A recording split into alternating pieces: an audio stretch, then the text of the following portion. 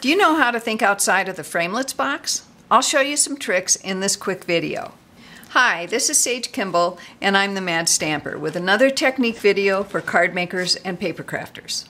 If you love notched banners, then you're going to love the Banner Framelits from the new spring catalog from Stampin Up.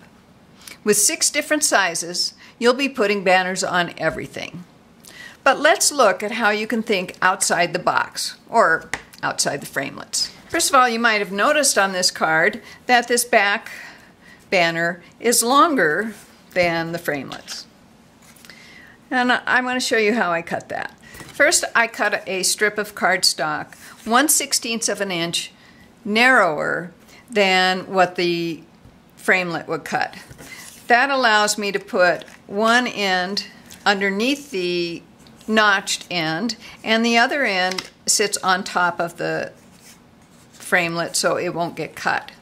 But if I run this through the Big Shot all the way, I'm going to get a score line where it sits on top of this metal edge here. So I'm going to show you what I did. When I build my sandwich, I make sure that the Framelit is nice and straight on the cardstock, and having it so that it's 1/16 of an inch narrower really helps with that.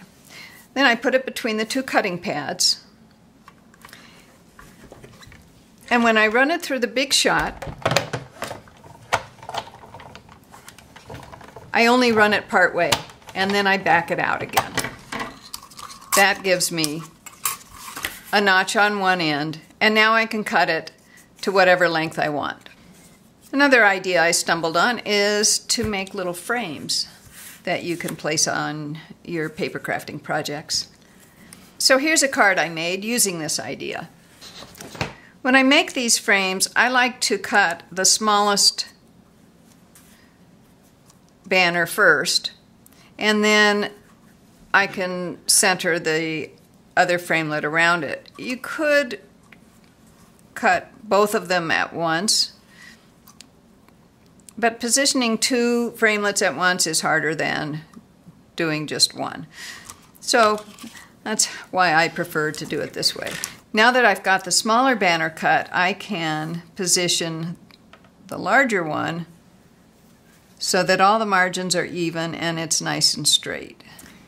Then I'll add the top cutting pad and run it through the Big Shot again. And that gives me this perfect little notched banner frame. So one other idea that I came up with is to make a banner that looks like this. And this is real easy to do.